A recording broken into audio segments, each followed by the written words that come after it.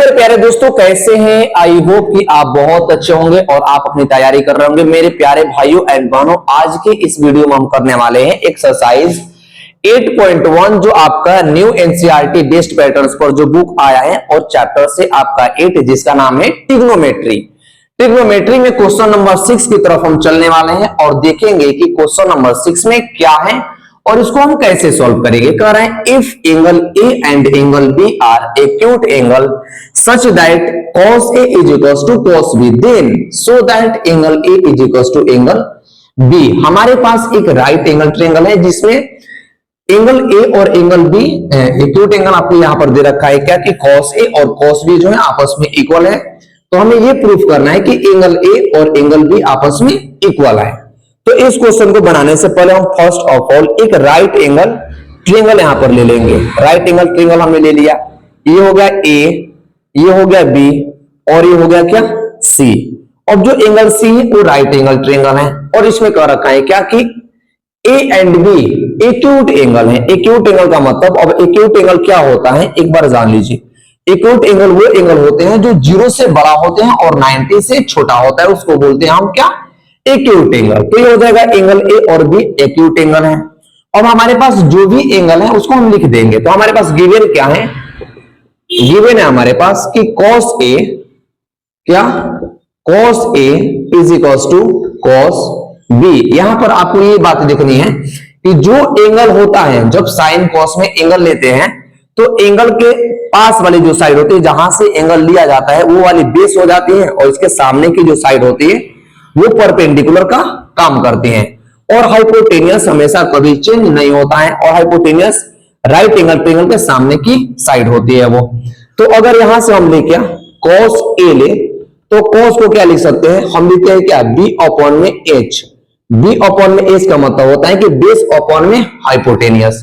तो cos A हम अगर एंगल यहां से लेते हैं तो इसके लिए परपेंडिकुलर ये हो गया और बेस क्या हो जाएगा, ये हो जाएगा।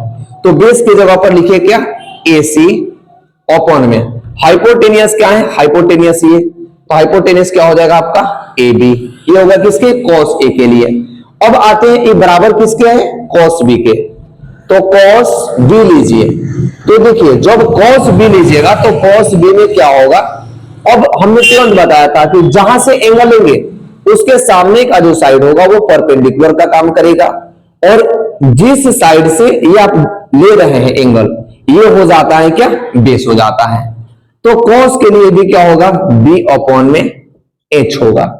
अब इसके लिए जो b होगा बेस, वो बेस क्या होगा cb, बेस हो जाएगा cb अपॉन में। अब हाइपोटेनियस क्या होगा, हाइपोटेनियस तो सेम रहेगा यानी हाइपोटेनियस क्या हो जाएगा आपका AB हो जाएगा, ये हाइपोटेनियस AB। अब हम क्या करेंगे दोनों को बराबर में रख देंगे क्योंकि हमें ऑलरेडी क्वेश्चन में कह रखा है कि cos A is equals to cos B। दिन प्रूफ कीजिए कि एंगल A एंगल B के बराबर में है। तो हमने क्या किया, अब देख लिया इसको। अब यहां से रखेंगे AC अपॉन में AB। ये देखिए cos A लिए ये वाली बराबर में क्या है CB अपॉन में AB। अब AB से AB कैंसिल, हमारे पास बचा क्या है AC अपॉन में CB। इसका मतलब इट मींस देखिए यहां पर क्या दिया हुआ, इसका मतलब कि CB कहां गया, CB ये हो जाएगा कितना CB और AC कौन है ये।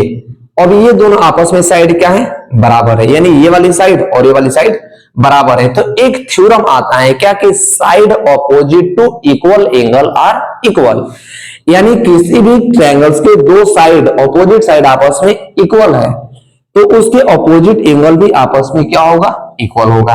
दिन हम यहां पर लिख सकते हैं क्या कि angle A is equals to angle B। कौन से थ्योरम से, यहां पर लिख लीजिए क्या साइड ऑपोजिट, क्या side opposite to equal angle will B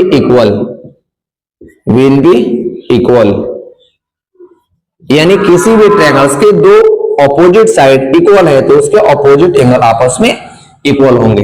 अब यहां पर लिख दीजिए हेंस प्रूव्ड, क्या हो जाएगा हेंस प्रूव्ड। आई होप कि ये क्वेश्चन आपको अच्छे से समझ में आया है। तो वीडियो को लाइक जरूर करें, अपना कमेंट में कमेंट जरूर करें ताकि आपको समझ में आया कि नहीं आया। मिलते हैं नेक्स्ट वीडियो में नेक्स्ट क्वेश्चन के साथ, तब तक के लिए